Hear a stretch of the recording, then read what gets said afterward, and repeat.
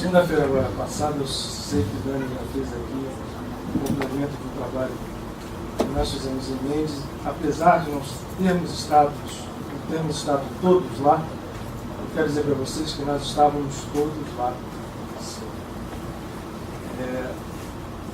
A escolha do tema de hoje, o Campo dos Milagres, o Mike até fez uma brincadeira, né? Parece o título brasileiro daquele filme Campo dos Sonhos. Vocês lembram aqui interessante que tinha um menino que queria ver jogar o bairro de beisebol, né?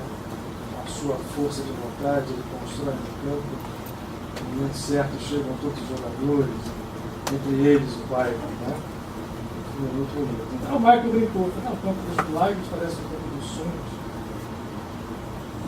E por que eu optei por esse tema e nós continuarmos a insistir nesse tema? Porque nós ainda estamos sob o sopro que moveu o nosso encontro de Mendes, e eu quero fazer um parênteses, porque às vezes dá a impressão que a gente está querendo atribuir ao nosso encontro especificamente de Mendes algo mais importante ou superior a alguma coisa ou alguém em algum outro lugar. Nada disso. Na verdade, o planeta inteiro, né, na sua zona de tempo e espaço em que vive, está sob um sopro de renovação. Já há algum tempo, se a gente acha que o tempo existe, aliás, o preâmbulo da nossa conversa de hoje é voltar a falar. Para quem esteve em Mendes vai ser repetição, mas eu pedi para vocês desculpas a falar sobre essa armadilha do tempo. Nós estamos num tempo em que esse sopro sobre o planeta sopra em todos os quadrantes.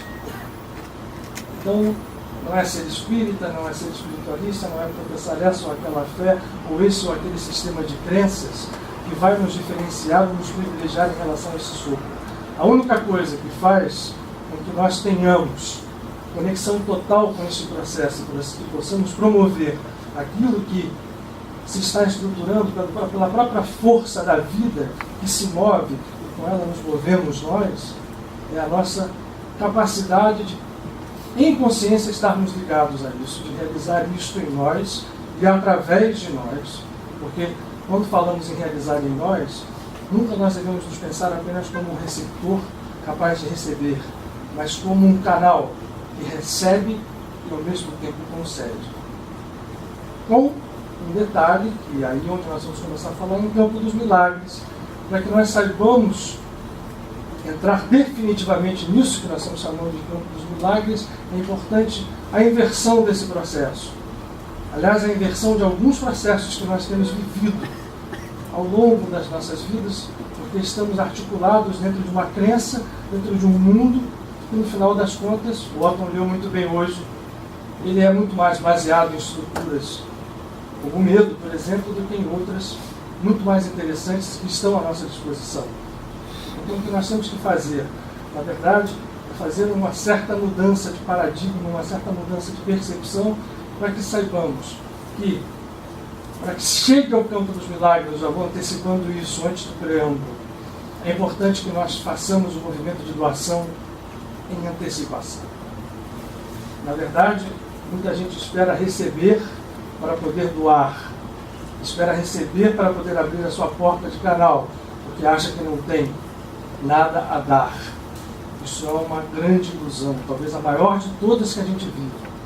Nós estamos sempre dispostos, ou melhor dizendo, não é a palavra dispostos, às vezes não estamos, mas estamos sempre postos à frente de situações em que somos chamados a mostrar se a nossa consciência já está apta a entender que esse movimento de doação, que é o que nos conduz a isso que nós estamos chamando aqui de Campo do Milagre.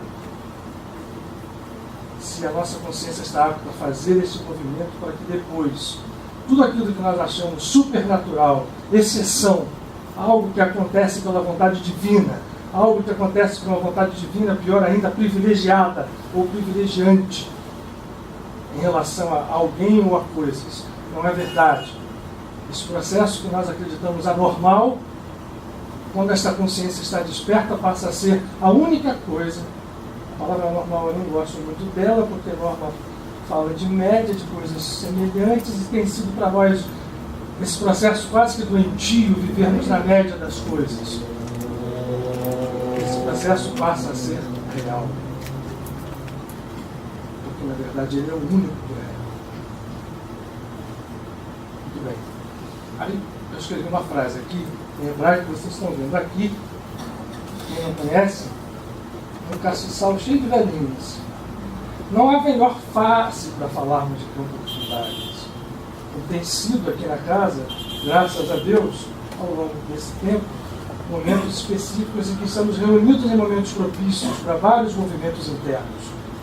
Nós vivemos um período que se repete ciclicamente ao cada ano.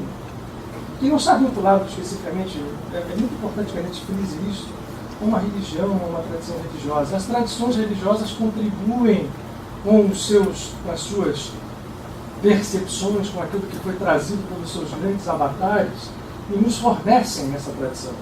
Nós, quando criamos uma religião estruturada, nos apropriamos disso e vamos matando o potencial, matando não porque não morre, desculpe, mas vamos bloqueando o potencial de luz que aquilo está, e às vezes aquilo fica perdido numa tradição que se transforma num puro e simples ritual. Isso acontece em todas as religiões, qualquer uma delas. Este tempo, esse mês especificamente, para quem olha o calendário solar, dezembro quando entra, não foi à toa que os sábios, os patriarcas da religião cristã, bem intuídos nesse caso, porque o nascimento histórico da figura Jesus de Nazaré não é possível ser pensado no tempo. Se sabe hoje, até porque você tem muito dado histórico que vem chegando, que provavelmente Jesus não nasceu, provavelmente não, com certeza absoluta, não nasceu neste período do ano, fisicamente falando, a figura de Jesus de Nazaré. Isso é ótimo, porque nós não estamos buscando aqui essas verdades, às vezes, que a gente fica perseguindo, porque são aquelas, nada disso. A verdade é algo sempre muito mais amplo, e nesse caso, a fixação da data do nascimento de Jesus, no dia 25 de dezembro, foi algo intensamente estudado pelos grandes patriarcas cristãos para posicionar esta data num período do ano que quase sempre, ainda que os calendários que traduzam isso sejam os calendários móveis, os calendários lunares ou luno-solares, no calendário solar, estar em dezembro sempre está muito perto desta época do ano, onde se faz o que a gente chama de uma abertura de tempo e espaço para que o campo do milagre nos toque, ainda que a gente não queira, ainda que a gente não tenha consciência, ele nos toca. E quem quiser, aproveita. Quem quiser se posicionar para despertar, aproveita. A data do nascimento de Jesus foi posta ali, não para se comemorar o nascimento de uma pessoa. E a gente sabe que o Natal se transformou. Né? Virou, infelizmente, uma festa comercial, que as pessoas transformam em carnaval, as festas de fim de ano. O Natal foi feito para se comemorar o nascimento de algo muito importante dentro de cada um. O código, o símbolo que está no nascimento de um menino, de uma criança divina, numa caverna, significa um símbolo imediato, que não precisa nem muita hermenêutica para a gente conseguir entender. Significa o nascimento de algo que está ali pronto a despertar com uma condição messiânica dentro de nós. É uma criança que nasce dentro do nosso ser, do nosso coração, representado pela caverna. Acompanhado pelos animais, porque não podemos desprezar as nossas sombras, os nossos instintos, que estão ali posicionados como os anjos. E há várias simbologias, mas que traduzem a mesma coisa, porque naquele momento, no dia 25 de dezembro, também há um movimento de solstício no hemisfério norte de inverno, recém-acontecido aqui do verão. Esses posicionamentos, vamos chamar assim, de energias astrológicas ou astrais, favorecem o que a gente chama de campo do milagre. Também, e não é por isto, e certamente os patriarcas cristãos, quando fixaram uma data em dezembro, sabiam o que estavam fazendo, porque é uma festa, na tradição pré-cristã hebraica, que permanece até hoje, mas que na verdade, também como o Natal, acabou sendo desfigurado dentro da tradição, porque virou também uma festa em que as pessoas trocam presentes, brincam, acendem, mas a substância às vezes fica esquecida, como também no Natal. Essa festa de Hanukkah, ela, na verdade, o fato histórico que foi associado a ela, que ocorreu, ele não é o fato histórico que faz a festa surgir. essa estrutura que eu chamei desse sopro, né, que vem sobre nós, e vem todo ano, mas esse ano está muito mais intenso, graças a Deus. Esse sopro de vida abre uma fenda de espaço-tempo que permite o que nós chamamos milagre acontecer. Por que essa festa é posta? E vocês vão ver aqui 9 velas, 8 velas mais uma. O que se comemora nessa festa? Só para que a gente entenda, nós nem vamos começar por isto, vamos chegar no final juntos nisso. Essa festa é chamada de Hanukkah, ela está associada a um fato histórico, eu vou lembrar de novo a vocês. Não é um fato histórico que gera festa, ele acontece porque naquele momento estava tudo predisposto a haver um milagre, como agora continua a estar tudo predisposto a haver milagres. Para nós, os nossos amados, os nossos, enfim, para tudo aquilo que a gente vive no planeta inteiro. Naquele momento, a Palestina era dominada pelos gregos macedônios, que eram os sucessores generais de Alexandre, e tinham estabelecido uma dominação muito forte, com uma helenização geral da cultura do Oriente Médio inteiro. Os generais de Alexandre, entre eles antigos, dominavam a Palestina, e em um determinado momento houve uma revolta dos judeus contra essa dominação, que inclusive freava a liberdade religiosa, coisa que até Roma foi bem mais liberal em relação a isso, mas os gregos impunham e fizeram, enfim, o templo de Jerusalém que havia sido reconstruído foi, enfim, abandonado, impedido de ali haver cultos, até que essa revolta acontece. Uma revolta de vitória improvável para os judeus, porque eram pouquíssimos contra uma força grega extremamente maior, extremamente bem organizada e extremamente mais potente, forte, no nível militar. O que acontece? Liderados pelo sacerdote Matatias ou Matatiarco e pelos macabeus, a vitória improvável, por todos os motivos, acontece.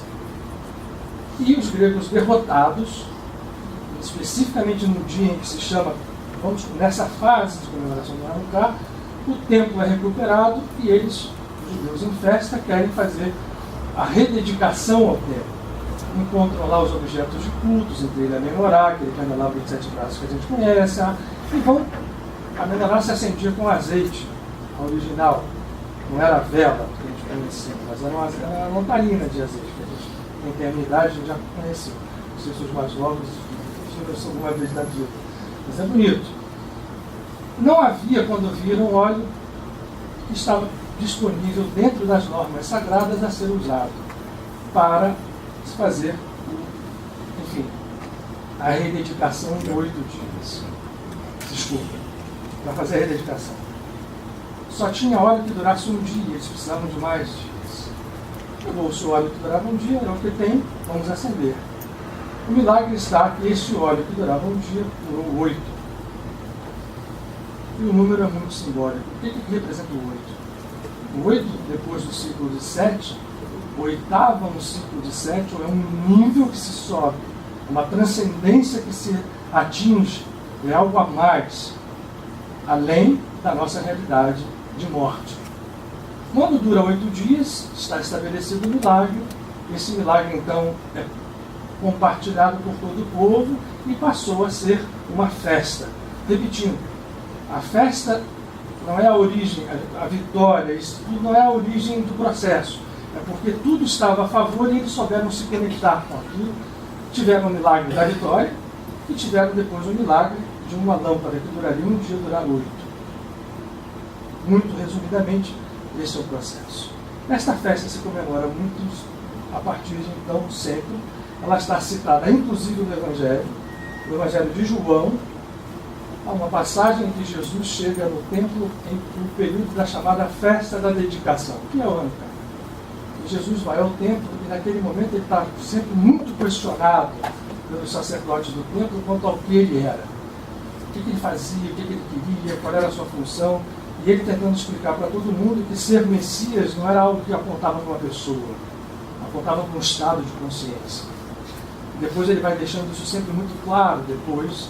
Mas essa festa, inclusive, está nominada no Evangelho. Se estava nominada no Evangelho, Jesus estava no templo na época que se fazia isto. O que se faz? né? Depois eu volto. Se acende a cada dia uma vela e vai se somando uma a uma em cada dia até chegar à 8ª vela. E essa vela que está aqui é chamada vela guardiã, ou a vela shamash, que é utilizada apenas para que você compartilhe a luz com os outros. Vocês estão vendo a Hanukkah, que se chama essa especial melhorar, toda completa com as velas. Isso é algo, casa de Padre Pio, vinculado ao nosso tema do milagre. Por que razão? Hoje se acende a 6ª vela das 8 velas. Estamos, portanto, em meio de Hanukkah, no meio do processo que vai culminar no 8º dia, que é o dia da transcendência, que é a vela da quarta-feira à noite, para durar o dia de quarta-feira à noite até o pôr do sol de quinta. E esse último dia, inclusive, é chamada Zot Hanukkah, Eis Hanukkah, ou seja, estabeleça-se a ponte para o milagre a partir de agora. As pessoas vão se preparando em essência e no momento da toda acesa, da Hanukkah, especificamente acesa, se transcende o milagre. Essa é a substância dessa festa. Virou uma festa como o Natal, as pessoas acendem, as crianças brincam, trocam presentes. Ok, tudo certo, nada contra. Mas a substância dessa história é muito outra, como é no mês de dezembro. A gente está reunido então aqui para isso, e por isso hoje a gente fala de campo de milagre. E aonde a gente pode começar a entender, eu vou pedir desculpas a vocês, as pessoas que estão aqui conosco, eu vou ter que ser um pouco, vou apagar o que está escrito ali, eu vou precisar rabiscar um pouquinho, porque nós vamos falar o que nós falamos em Mendes, para quem esteve lá. Porque milagre, e mesmo não milagre, e tempo estão muito associados. É importante que a gente perceba esse conceito de tempo, porque tempo está vinculado a medo, tempo está vinculado a várias outras coisas que nos acorrentam e a gente não sabe, nem tem consciência de como lidar com isso. É preciso um esforço muito grande. Lá em Mendes a gente compartilhou, vimos como foi. Aqui vai ser mais rápido, mas é importante que a gente fale disso. Está escrito uma frase aqui em hebraico que é o tema desse sopro. O que acontece quando você chega ao milagre? Sai de cena um conceito que é muito mais amplo do que a gente pensa. Está escrito aqui, Bila Hamam et Lanesach, é a vitória final sobre a morte. Mas o que é morte? Morte é simplesmente o corpo físico perder a sua energia e voltar ao pó de onde ele veio, as energias específicas. Isso não é morte. Isso é um movimento da vida. Né? A gente sabe, pelo menos nós que estamos aqui, compartilhamos a ideia de que existe uma sobrevivência à morte física. No Espiritismo, então, isso está excessivamente provado. Só não quer quem não quer, todo mundo tem o direito de viver, inclusive, e não crer. Mas o fato é, não é isso que nós estamos falando, não é esta morte. Quando a gente quer falar de sair do conceito da morte, é algo muito mais profundo, porque mortos estamos todos nós. Esta morte que nós queremos nos livrar é esta morte que, quando a gente atinge o campo do milagre, a vitória sobre ela, la netzach, faz com que a morte saia de cena. E aí, nós, como seres despertos, estaremos vivos. E vai independer de que situação nós estejamos. Nós podemos estar vivos, porque assim, só para dar um exemplo a vocês, nós podemos desencarnar, para usar uma linguagem espírita, ou seja, morrer fisicamente, sobreviver, a retomar a nossa consciência egóica do lado de lá da vida, estar num campo astral ou num plano astral qualquer, seja ele mais próximo desse que nós estamos aqui ou mais afastado, e ainda assim estamos mortos. Por quê? Porque se eu estiver vinculado a esse processo que nos fez morrer, opção nossa, nós vamos estar mortos aonde quer que nós estejamos. E posso estar vivo, ao contrário, aqui, nesse momento, exatamente agora, no corpo físico. E aí, quando eu passar para o lado de lá, estarei, continuarei vivo. Não há, portanto, uma ligação específica, eu preciso desencarnar para estar vivo, ou eu preciso reencarnar para estar vivo. Este processo é um processo que está preso a uma situação que nós acreditamos ser inquestionável, chamada tempo. tempo como a gente conhece, você rápido, mesmo, quem foi a Nene já viu, hoje aqui, não sei se você é tão claro quando a gente foi lá. O tempo como a gente conhece é um tempo que foi estabelecido, na verdade é a nossa percepção normal, para todo mundo, absolutamente sem exceção de nenhum de nós. E a gente verá assim, ainda que a gente não viva assim internamente, esse é o estado, mas a exterioridade vai sempre aparecer assim, para todo mundo o tempo passa, né? Como se fosse um rio, um fluxo. O tempo passa, é o dia, é a noite, é o ano, é a semana, aquilo corre e vai passando, e nós estamos aqui olhando este tempo passar. Por passar e por gerar memórias em nós, esse tempo estabelece 3 movimentos. Passado, o que nós chamamos de presente, o que a gente estabelece no futuro, porque ainda não aconteceu. Esse tempo corre assim. Essa percepção que era natural foi chancelada pela ciência no século XVIII, XVII, início do XVIII, por um sábio chamado Isaac Newton, ou Isaac Newton. Newton estabeleceu toda uma física com o tempo absoluto, o tempo que passa.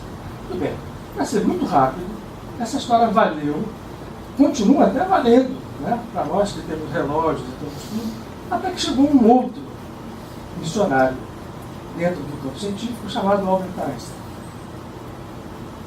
Sem querer assustar, a gente não vai para nenhum detalhe desnecessário. Einstein mostrou uma coisa surpreendente. Esse tempo que passa, esse tempo absoluto que flui, mostrando passado, presente e futuro como algo inexorável, imutável, uma grandeza, portanto, quase que constante, não é constante porque ela se move, mas ela é constante no sentido de ser alterada. Ele mostrou que isso é absolutamente inexistente. Não existe isso. Isso hoje eu quero dizer para vocês que não é invenção, está tudo absolutamente hoje. A ciência se deparou com essa constatação e viu o seguinte: como o tempo não é esse tempo que corre, portanto, não existe o que a gente pode chamar de momento presente, olhando da forma como a gente olha o mundo físico. Eu não consigo estabelecer um tempo presente. O que é o presente para nós? Né? Olhando fisicamente. Presente agora, esse exato instante que nós estamos vivendo, nós estamos convencionando isso. Mas o presente pode ser o quê? Um minuto, um segundo. Esse tempo físico, hoje a gente sabe cientificamente que ele pode ser dividido quase ao infinito. Existem fenômenos no nível mais profundo do átomo, lá na área subatômica, que se medem numa quantidade de tempo, de medida, absurda para nós, chamada femtosegundo. Um femtosegundo é nada mais do que 10 bilhões, um femtosegundo é um 10º bilionésimo de um segundo. É completamente concebível da nossa natureza humana, partida dentro desse mundo que a gente vive. Então, o presente, o que é o femtosegundo? Quando aconteceu alguma coisa no femtosegundo 0, quando chegou no femtosegundo 10 bilhões, aconteceu em um segundo a nossa medida de tempo. Mais ainda, é impossível, e Einstein prova isto, se o nosso conceito de simultaneidade. Esse conceito que a gente faz, olha, eu estou agora aqui e acontecendo alguma coisa ao mesmo tempo está na Inglaterra. Pá! Olha, até os sinais de televisão mostram que a história da simultaneidade não existe, né? Os delays. Na medida de tempo, a simultaneidade realmente não existe. Se prova com relógios. Hoje já se consegue mostrar que o tempo, como nós acreditamos, depende de uma coisa.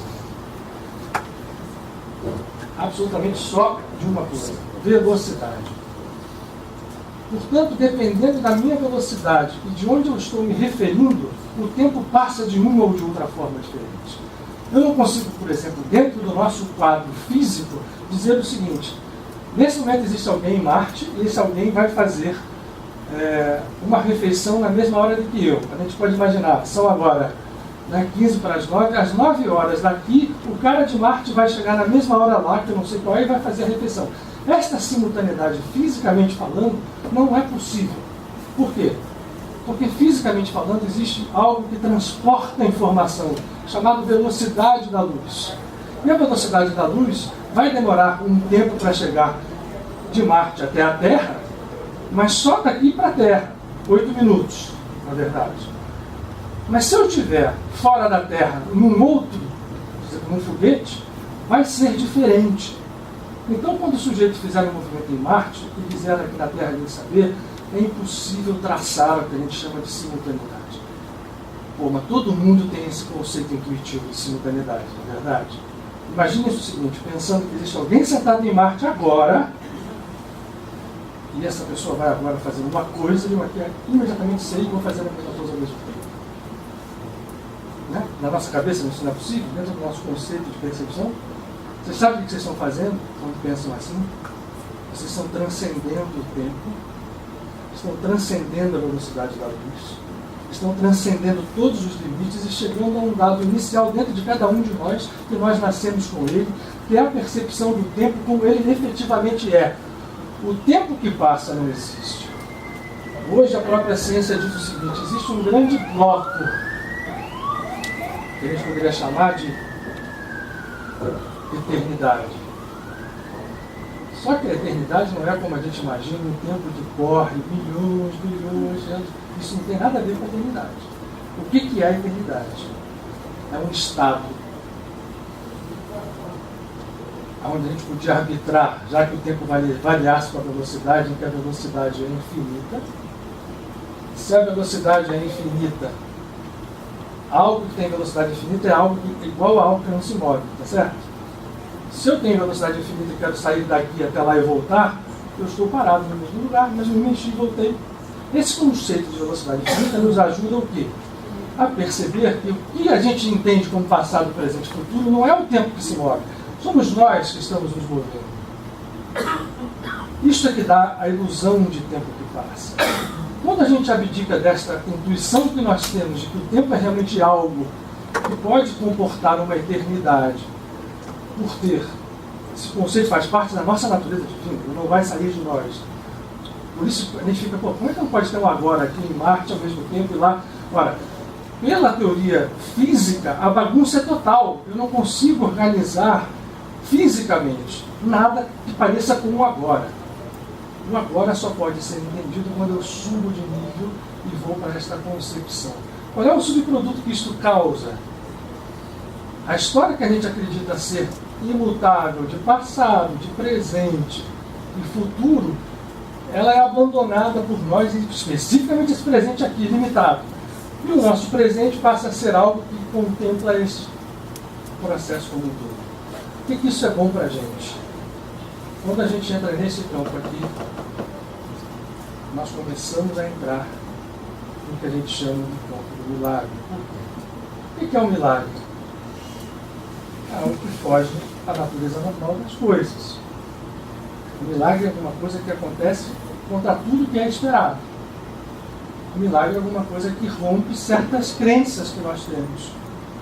E tudo que é milagroso quase sempre rompe, por romper crenças, essa estrutura falsa de tempo que nós acreditamos existir. Eu só posso entender o agora, portanto, quando eu estou olhando nesse campo, daquilo que os grandes avatares falam. E, portanto, quando eu estou olhando daqui, passado, presente e futuro não são coisas específicas em sequência. A história da sequência é porque o nosso movimento se faz em sequência, nós admitimos isso, temos uma memória de passado, e o problema está aí. Por quê? Como nós temos a memória do passado, e quase sempre a memória do passado para nós é triste, e sempre quase ela aponta para soluções que se repetem, né? Por exemplo, eu tenho a tal da lei de Murphy, né? Sempre acontecerá aquilo que é pior, ou quando está numa situação eu vejo, bom, não tem jeito. Esse processo é fruto de uma repetição robótica que é de natureza extremamente mórbida, no sentido de que faz com que o passado quase que automaticamente se projete naquilo que a gente chama de presente, que a gente já viu aqui que não consegue definir. Eu vou definir o presente aonde? Num dia, num segundo, num minuto, num ano? Isso não flui por nós, não escapa das nossas mãos. É que nós estamos nos movimentando, e nos movimentando numa repetição sequencial de processos que geram, né? Eu plantei e colhi, aquele efeito colhido se transforma numa nova causa. E lá vou eu, com poucas variações desse processo. As doenças se estabelecem, os problemas chegam, são resolvidos ou não são resolvidos à custa de esforços sempre dentro deste campo limitado. Quando eu atinjo uma consciência maior de eternidade, o milagre fica disponível. E isto é, na verdade, o que promove o milagre. Qual é a outra conclusão que a gente chega? Porque normalmente o que nós acreditamos, o que é o milagre? O milagre é alguma coisa que Deus, de repente, resolveu fazer por alguém. Por um motivo, às vezes, que a gente ignora. Mas, nesta percepção, que o agora, o grande agora, no estado de consciência desperta, que nós entramos, a partir de perceber que não passa o tempo, eu me movimento nesse tempo, e sempre me movimento de uma forma repetitiva, quando eu salto para cima daquela linha, o meu estado de consciência abrange, eu percebo que o tal passado que eu não podia mudar, não é que eu vá voltar lá no tempo e desfazer, não, mas aquelas consequências que estão sendo geradas eu consigo virar. O karma, como nós o conhecemos, é filho daquilo ali. E esta consciência do agora nos leva a uma outra lei acima do karma, que é chamada de lei da graça. Mas quem é que faz acontecer a lei da graça? Quem é que faz acontecer o milagre? Não é esse Deus que está olhando a sua criação, vendo os bonequinhos indo para lá e para cá acontecendo, porque também esse conceito não faz mais sentido no momento em que nós vivemos. É claro que Deus é algo inominável, é claro que esse conceito é algo inconcebível, mas nós só podemos conceber essa divindade, ainda que isso às vezes pareça para alguns falta de respeito, só podemos concebê-la se a concebemos também, até porque isso está em todas as grandes tradições religiosas, a concebemos também se fazendo em nós imagem e semelhança, ou seja, nós somos também reflexos dessa divindade, seja o que ela for. Portanto, não é Deus lá de fora que faz. O milagre acontece porque nós estamos, por algum motivo, quase sempre ignorado nesta consciência. E, portanto, quem faz o milagre somos nós. Não o nosso ego, mas a centelha crística ou a centelha divina que vive em nós. Se é isto, todo o nosso processo de busca e aprendizado tem que passar pelo entendimento de como nós atingimos esse estado de consciência. Tudo que eu falei para vocês é teoria. Boa teoria. Mas a gente não pode ficar restrito a ela. Eu preciso estar fazendo com que ela se transforme em algo tão natural em mim como minha respiração. Esse estado é o estado de consciência dos avatares, ou dos grandes seres, ou dos seres despertos, em quaisquer das religiões, dos santos, porque eles transcendem esse espaço fechado, eles transcendem essa possibilidade repetitiva de uma linha sequencial. Bom, eu estou vendo acontecer, já aconteceu com a minha família, já aconteceu antes, e tudo vai ser assim. E sendo assim, não tenho o que fazer, a não ser ir ajustando. A nossa vida é quase ajustando sempre as coisas ao redor desta crença. Então, para a doença existe, e nada disso eu estou condenando, só estou constatando com vocês. Para a doença existe a medicina física, né? Para os nossos problemas existe a justiça humana, mas tudo isso são ajustes em cima de uma realidade extremamente real, mas que soa para nós como algo. Vai questionar isso para quem está preso, para nós mesmos, né? Portanto, o movimento para a saída é o que nossos grandes mestres nos concedem. A boa parte da história é que esses movimentos não são tão difíceis assim. Eles precisam de um estado de convicção prévio, que ainda assim ele vai ser, como nós estamos nisso há muito tempo, para acreditar, né? Já que o tempo existe para nós, então há milênios a gente conta essa história, esquecidos que esse agora pode resolver isto num segundo. Esse é o campo do milagre. Aliás, o nosso Beto recupera uma passagem do livro do Luiz Arrocha Lima, onde ele explica o milagre numa cura, como acontecem nas diversas religiões, nos santuários dessas religiões, como algo em que este tempo deixa de existir e aquilo tudo se refaz num espaço mínimo de tempo. Porque o tempo realmente é absolutamente relativo. Se há um absoluto no tempo que ele é relativo, este tempo que nós concebemos, e faz parte desse grande agora, e o único agora que existe não é o presente, não é um agora de um minuto, de um segundo, de um tanto segundo, é um agora que contempla tudo. E isto só se atinge por um estado de consciência. E, voltando, não é tão difícil assim. O que os nossos grandes mestres nos ensinam? Todos eles, quando realizam milagres. E há certos processos básicos para que a gente entre nesse campo. Premissas primeiras, né, redundantemente, para que se possa entrar num campo que não é normal para nós. Por isso é um milagre. Mas que quando a gente vai entrando nele, vai passando a cor. O normal era aquilo ali. A normal era onde a gente estava. Quais são elas? A primeira de todas é estar disponível a fazer aquilo que eu falei no início. O primeiro movimento de ir além. O milagre chega quando eu começo a me movimentar para fazer algo mais. Ir além do meu limite. Aonde? Por exemplo, e não é nada de maravilhoso, nem grandioso, não vou fazer nenhum espetáculo de efeito. Parece, por exemplo, uma premissa para a gente entrar em campo de milagre. Nós normalmente vivemos essa história da memória, a gente não vai falar aqui porque nem tem tempo, lá em Mendes a gente bateu um pouco mais nessa tecla, vai criando dentro de nós, né, as memórias vão criando estruturas, mais autônomas, estruturas de hábito, estruturas de personalidade, e que se expressam muito facilmente de forma automática. Né? O nosso gênio, a nossa forma de reagir às coisas. A palavra reagir é muito forte, mas sempre reagir. Eu recebo o input e reajo. E essa reação está programada por mim mesmo, por repetições sucessivas ao longo do tempo, criando dentro de mim estruturas quase que autônomas, tanto que esse eu que penso que sou, não sou, porque há muitos eus dentro de mim, ou muitos egos, que fazem o movimento aparecer. Qual é a premissa então? Passar a olhar esse estado, e na hora que ele aparece, eu me movimento em relação a... Eu sei, por exemplo, que eu sou capaz de reagir intensamente a uma coisa e não sou capaz, ao reagir, de perdoar. Vamos falar do perdão. Né?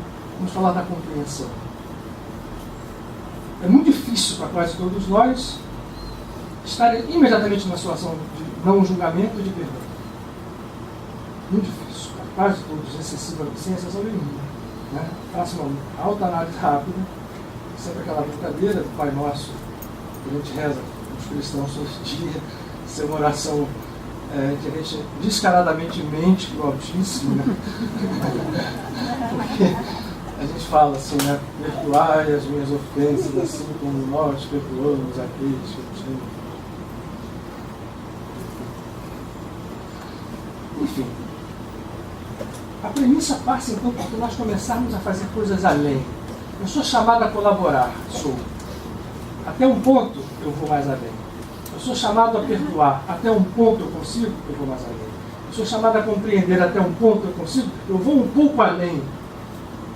Isto começa a forçar essas barreiras de consciência que tem nos prendido nesta armadilha do tempo. Também falei lá em Mendes, me lembrava daquele filme americano que foi sucesso, O Feitiço do Tempo, no dia da marmota, o sujeito ficava preso todo dia no mesmo dia. Isso é um belíssimo símbolo, porque nós não ficamos presos no mesmo dia, mas ficamos presos em oscilações, que o budismo definiu muito bem como a roda de Sansa. Oscilando em reencarnações quase que improdutivas. Porque eu de cima e de baixo estou repetindo e avanço muito pouco. A reencarnação é sim um instrumento evolutivo, mas não é o único e nem o fundamental. Os grandes mestres vieram para mostrar que nós não podemos estar presos à sua fileira, inclusive Jesus.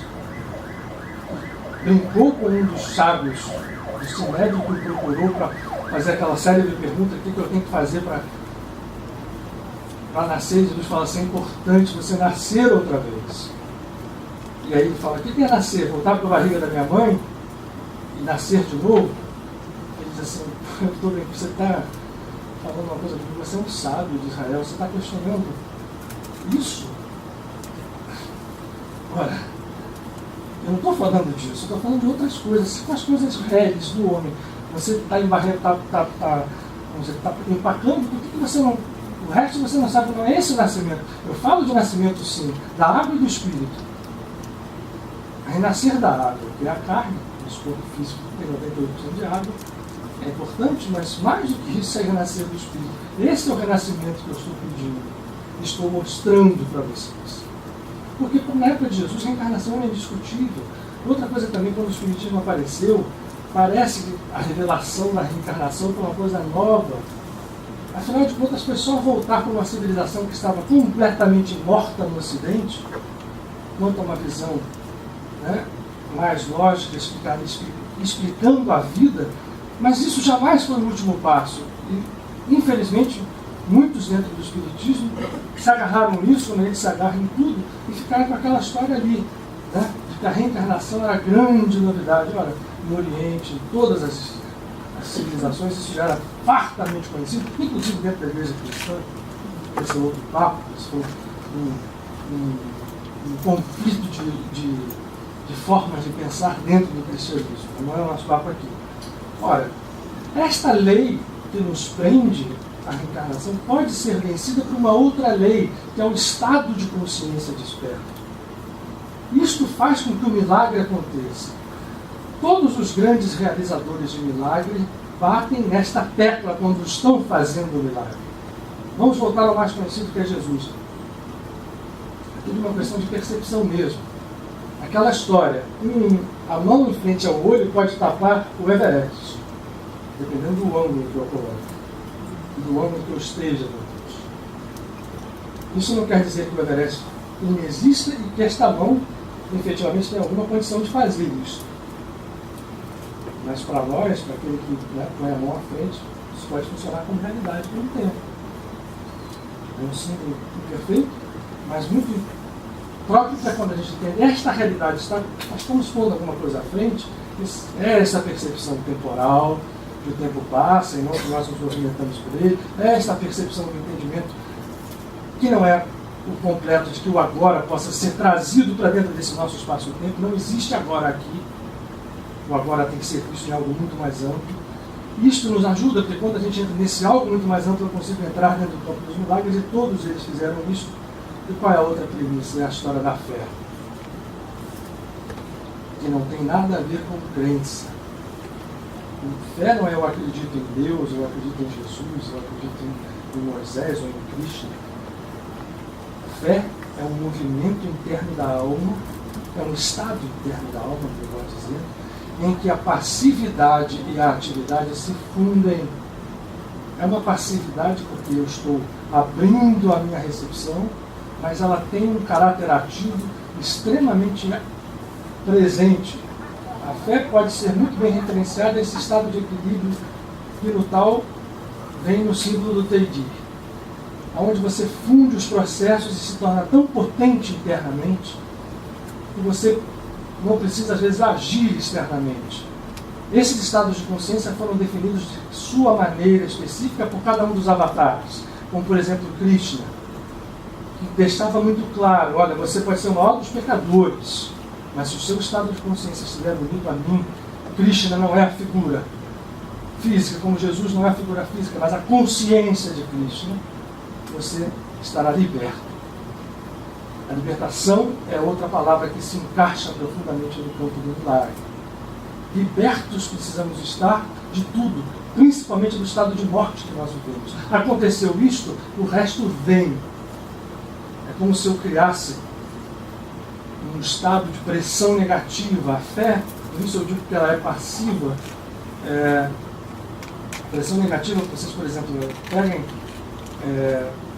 achando uma coisa que a gente possa pegar, duas membranas unidas e fechadas no circuito. Puxem né, e depois soltam, aquilo vem, você criou ali uma pressão negativa. O nosso pulmão funciona assim.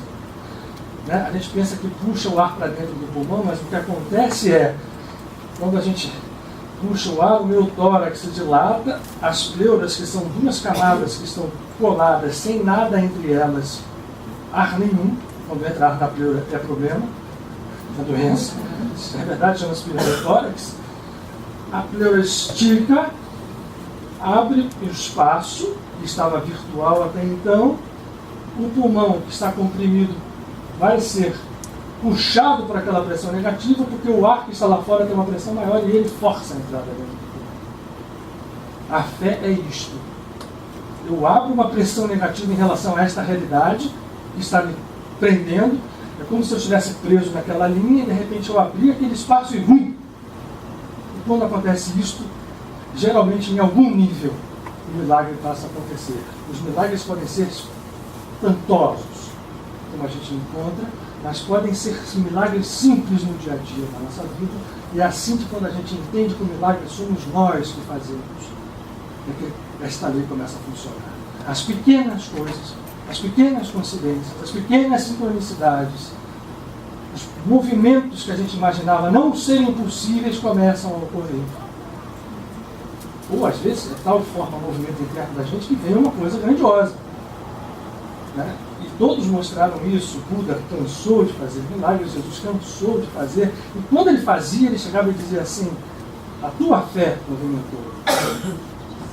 Ele jamais atribuiu a ele mesmo. E o único que ele faz por alguém que estava morto, que era Lázaro, né? Morto, enfim. Jesus foi bastante categórico, ele disse assim: ele não está dormindo, ele não está morto, ele dorme. Ainda assim, ele olha para o céu e diz assim: eu vou fazer isto para que essas pessoas possam ter fé. E a presença tua, Pai, é capaz de fazer qualquer coisa. Não é por mim, faço isso por eles. Ou seja, ainda naquele momento ele procura retirar a estrutura do milagre de algo que pertença a alguém capaz de fazer. E aí ele chama Lázaro para fora.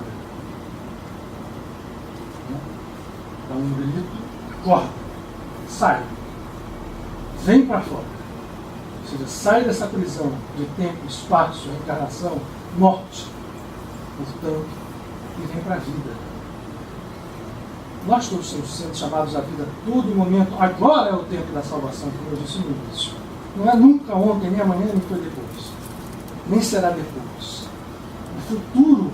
Bom, quando a gente começar a fazer isso, ninguém vai sair da estrutura de espaço-tempo com um estado de Deus. Nós vamos continuar vivendo nela, mas viveremos nela com outro estado de consciência. Isso implicará em mudanças. E na medida em que eu vou mais além, mais além, mais além, eu vou me tornando um canal capaz de fazer com que outros compartilhem desse estado. Isso é como a luz de vela. Eu vou acender agora aqui as velas, e a vela que vai acender as outras acende todas elas sem perder a sua chama. Isso também é uma grande lição. Ela não vai ficar menor quando a gente acender. E eu estou acendendo todas exatamente para a gente fazer o seguinte: não vamos acender hoje, era a sexta vela, vamos acender às 8 para celebrar esta eternidade do agora, que diz que o tempo não existe. Então, o nosso tempo de plenitude vai ser agora. E, portanto, nós vamos acender todas as 8 velas, mais a chamash da Hanukkah, para mostrar que nós somos perfeitamente capazes de romper barreiras quando a gente apenas abre os olhos. Né? Jesus, voltando a ele, porque ele para sempre quase todos nós é uma referência. Ele, além de bater nessa tecla da fé que salvava, ele recomendava a fé como essa premissa principal para se somar ao amor incondicional. Quando se somava ao amor incondicional, quer dizer, quando existe amor incondicional, eu já não estou mais necessitando de perdoar, eu já não estou necessitando mais de cuidar sobre os meus julgamentos, porque de julgamento passa a haver algo que se chama discernimento, que é perceber as situações, mas não julgá-las. Isso não implica em paralisia. Eu vou agir, mas ajo dentro de um estado de consciência diferente desse nosso, de reagir às coisas, com julgamento, com condenação, por achar isso, por achar aquilo, por conceitos que estão quase todos presos nessa história de passado, presente e futuro, ao passado, quase sempre, que se repete. Fica se repetindo com poucas variações.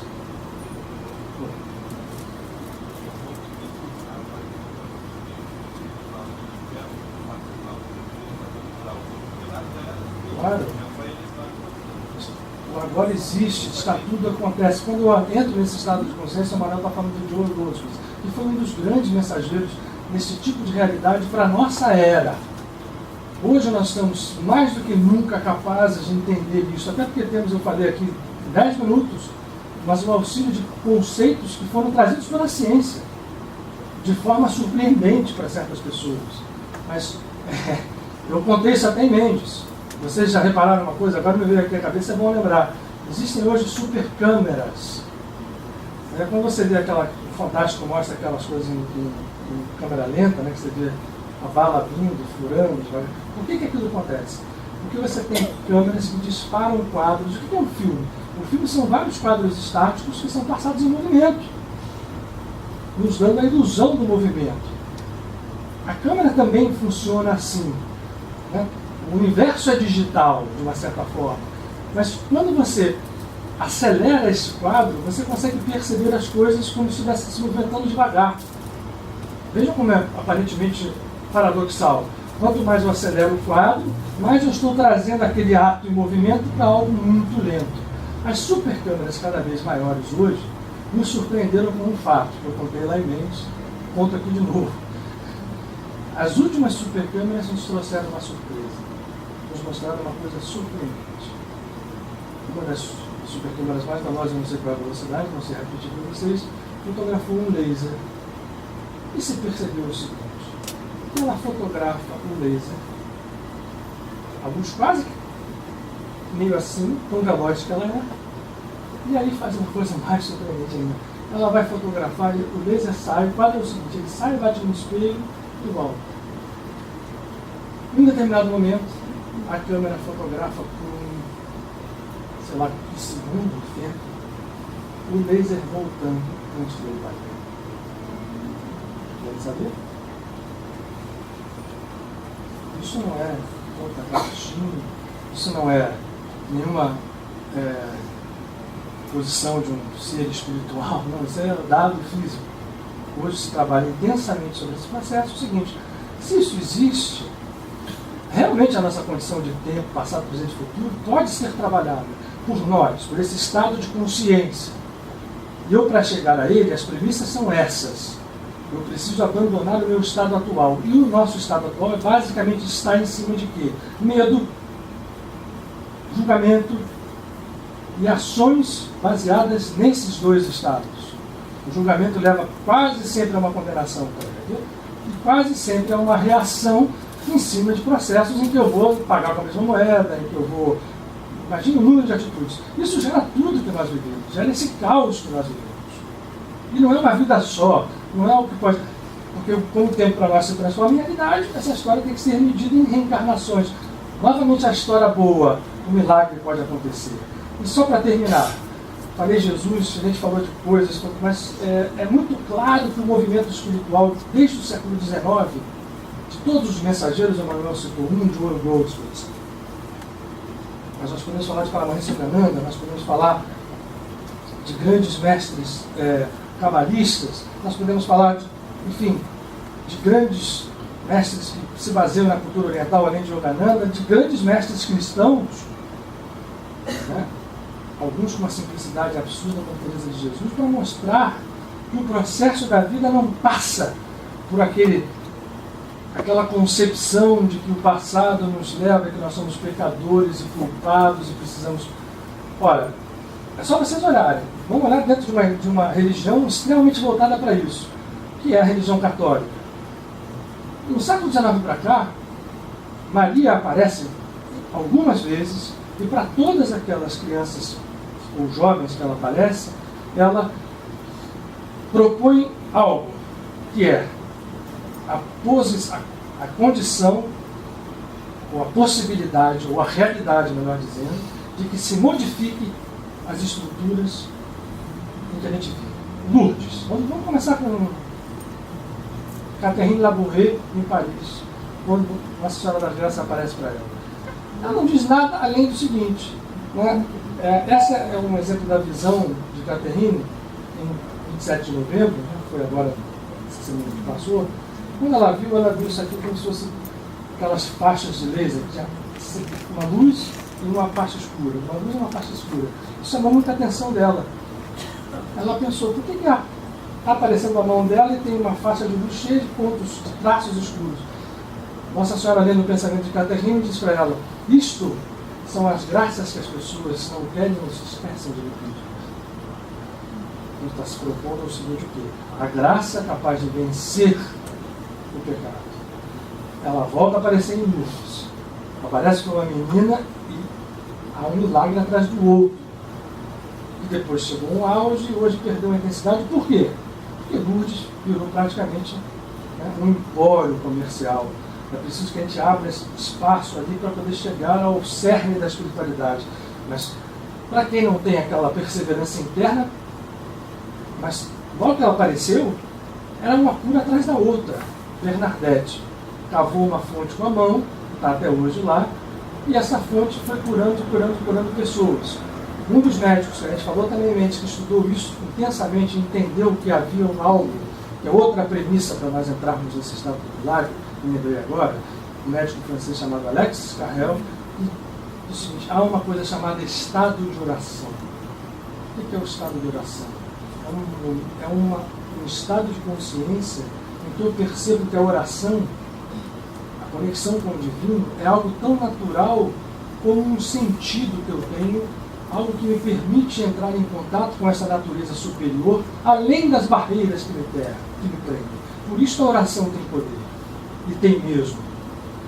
Seja por onde eu analise ela, e seja como ela seja proferida. Pode ser proferida num pedido, num momento de desespero, ou pode ser proferida sem nenhum pedido, num estado permanente, que é o ápice dessa história. No meio disso existem diversos outros, todos possíveis e todos efetivos. Depende de cada um de nós. Assim aparece Lourdes. Por acaso, poucos sabem, Nossa Senhora de Lourdes aparece no mesmo momento que Kardec lança o Livro dos Espíritos. Isso não significa nada para muita gente, mas eu acho que significa com muita clareza. A espiritualidade está falando em todos os quadrantes. Depois, em Fátima, a conversa dela com os pastores é algo quase que surreal. Porque, não sei se vocês conhecem a história, a Lúcia chegava, que era a maior interlocutora direta, depois que houve várias aparições, né, de maio a outubro. Mensalmente no dia 13, né? Que é o número de sorte, o número maravilhoso, o número da misericórdia divina, é o número que o Zagallo foi campeão, portanto não é um número ruim. Não é. Ela escolheu 13 porque ela sabia muito bem o que ela estava fazendo. E todo dia 13 ela aparecia, e aí depois a Lúcia vinha com uma série de... Igual a gente faz aqui com esses nomes, ela vinha, senhora, olha só, tem a fulana de tal que podia procurar. E ela começava a dizer, olha, essa aqui vai ficar boa, porque ela tem fé. Essa não, que ela está tão presa no pecado, que nesse momento aqui agora não se consegue fazer nada por ela. Então é o seguinte, o milagre não é a Nossa Senhora que vai conceder. Na hora que ela diz eu vou fazer, é porque ela sabe que o movimento está partindo da pessoa. Mas essa daqui vai acontecer, essa vai isso, e era matemático. As pessoas se curavam, naquele momento que ela estava ali, naquele tempo de contato direto, acontecia isso. Não significa que isso só aconteceu lá, vai continuar acontecendo agora, sempre que nós estivermos no estado de consciência que nos permita, fora do tempo e do espaço, nos conectarmos. Ela dizia uma coisa muito importante, que eu acho mais importante ainda, da possibilidade do que eu chamo de limpeza kármica. E foi por este motivo que Francisco, um dos três videntes, foi rapidamente para o plano espiritual. Ele se imbuiu tanto nisso que, acho que, enfim, ele, vocês rezem, dizia ela na linguagem católica, pelos pecadores. Porque os homens precisam se converter ao divino. Mas se vocês orarem por eles, vocês vão conseguir agir por eles. A profundeza deste conceito é tão grande. Primeiro que ela fala da unidade da vida, ou seja, alguém pode fazer, sim, coisas por outro. Porque a nossa visão egóica diz que cada um só faz por si. É verdade. Mas quando alguém entende que nós todos somos um, aí sim eu posso abrir campo para fazer por outros, rompendo certos conceitos que nos mantêm acorrentados à história de que nada posso fazer por ele. Posso, em algum momento. Olha, Nossa Senhora disse lá para mim, eu não posso mexer por ela, mas reza por ela. Você vai conseguir alguma coisa. E o Francisco fez isso tanto, ele queria tirar os pecadores do inferno. Isso é um conceito que rompe a teologia católica toda, porque o processo do inferno é eterno. Foi ali naquele momento, né, desinstitucionalizado pela própria Senhora, junto aos os meninos, os dois, Jacinto e Francisco, fizeram isso. Tanto é que trouxeram para eles a doença física como uma espécie de sacrifício e foram felizes. Voltaram para onde tinham ido absolutamente despertos. Esse processo foi se repetindo ao longo do século XX. A gente vai escolher uma era do século XX, nós vamos imaginar em cada um dos quadrantes do mundo esse sopro. O sopro continua agora. Né? Quando a gente viu que Mendes seria um momento... É claro que o tempo, como ele funciona, infelizmente nós estamos dentro dessa corrente, a gente tem que ser... Há um tempo que está acontecendo, o tempo, a Terra gira, né? A Terra avança, então o movimento existe. Dentro desse movimento, esse sopro renovador vem sobre o planeta. Nós precisamos aproveitar isto para sacralizar a vida de uma forma final. Sacralizando a vida de uma forma final não significa que a gente abdique da vida física, abdique que isso tudo faz parte de uma realidade parcial. O que existe é a distorção dessa realidade. Quando eu sacralizo a vida, eu transformo tudo em sagrado. Esse é o nosso grande desafio, e fazer isto é possível. É possível para cada um de nós. O resultado é cura, superação em todos os níveis e, no final das contas, o Brilha Hamabat Danetza, a vitória sobre a morte. Bom, a gente precisa acender as velas, faltam 5 minutos. Por que a gente fará isto? A tradição, não a tradição apenas superficial,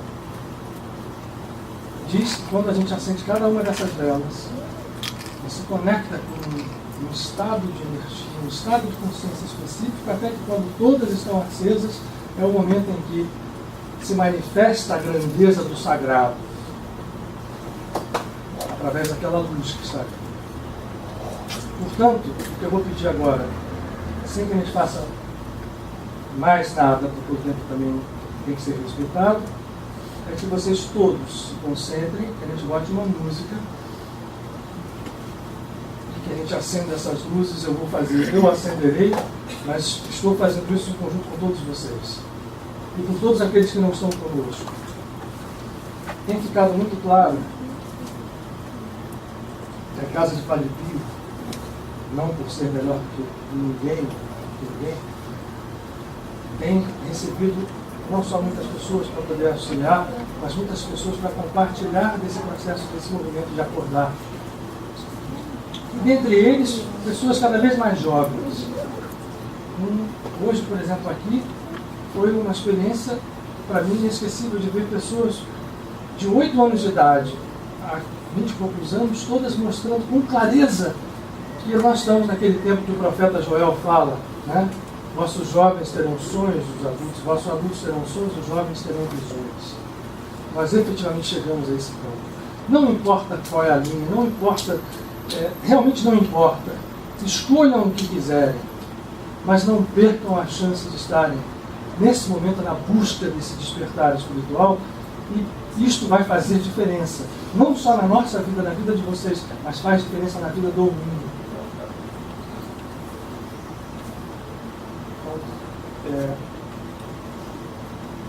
Vamos apagar a luz.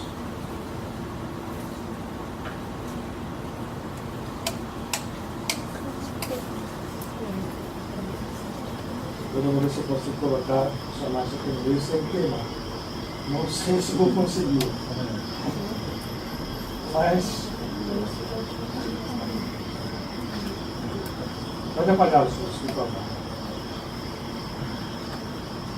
Então, nesse momento, eu espero que nós todos estejamos congregados e sei que estamos em algo maior, algo mais profundo, algo mais alto.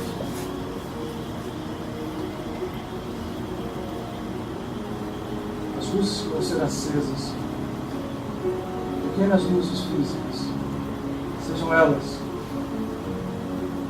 grandes faróis de espiritualidade para todos nós que aqui estamos, abrindo o campo do milagre.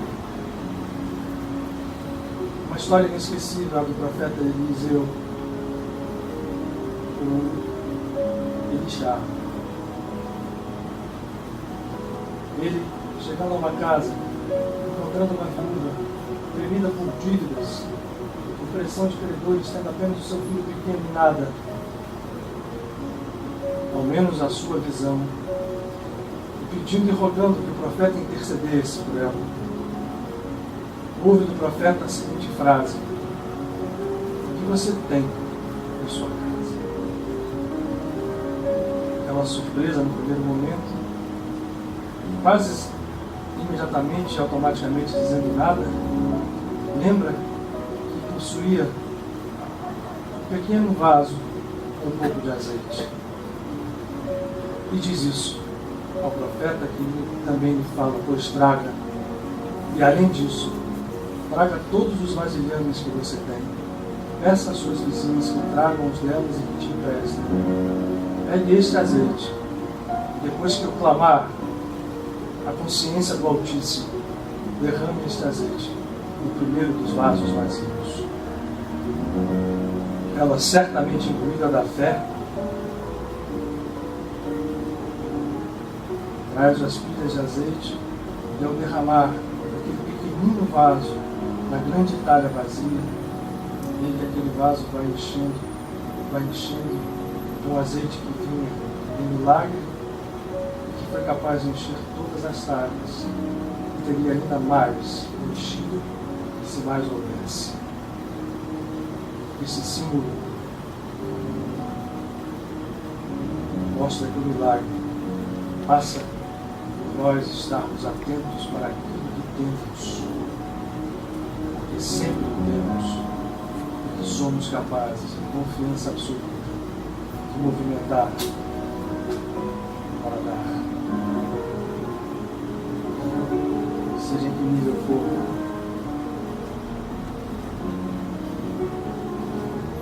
A vela guardiã significa a luz solitária que é capaz de compartilhar a sua essência com todas as outras luzes.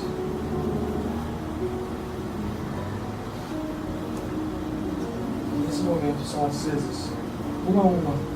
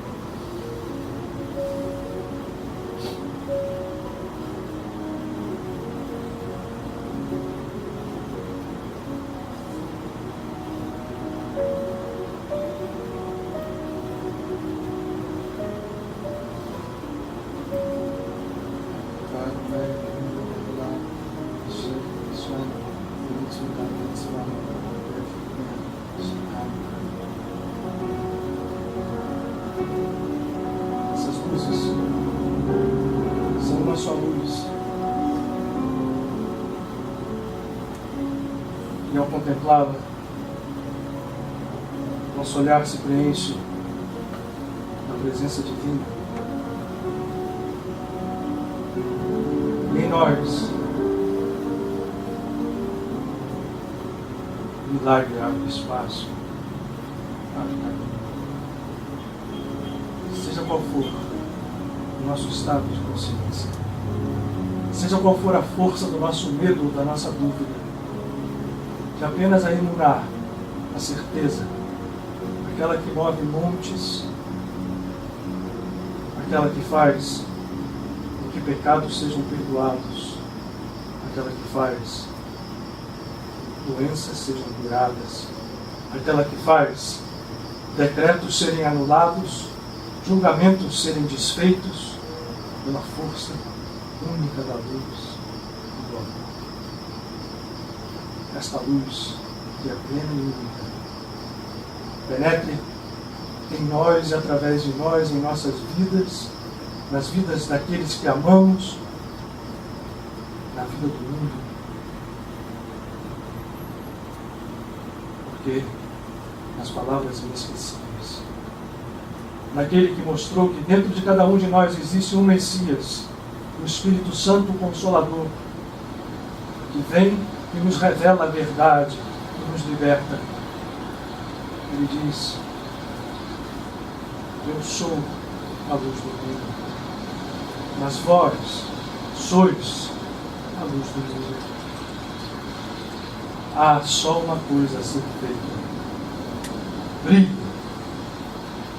brilhe a nossa luz.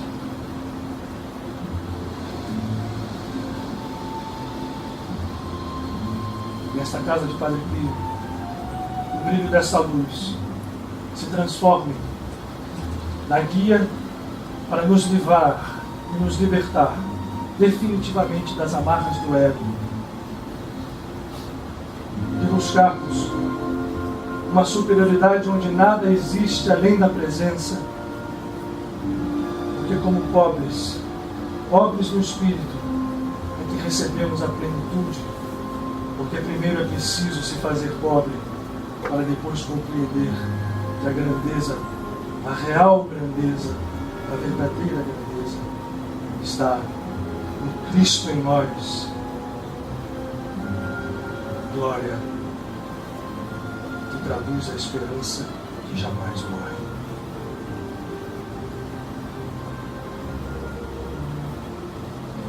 A vida será plena, ela é plena em cada um de nós.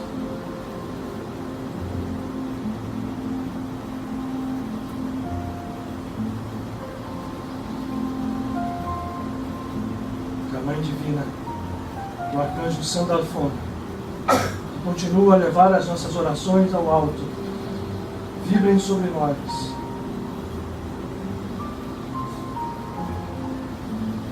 Sopro renovador do Espírito, o Espírito Santo, o Ruach HaKodesh, movimente a nossa morte para que ela seja vida plena e superabundante. Amém.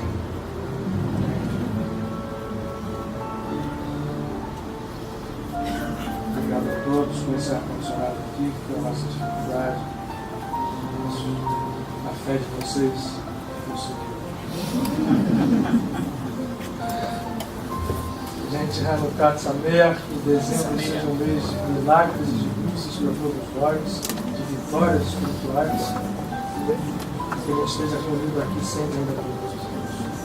Que o Pai nos abençoe. Obrigado pela paciência.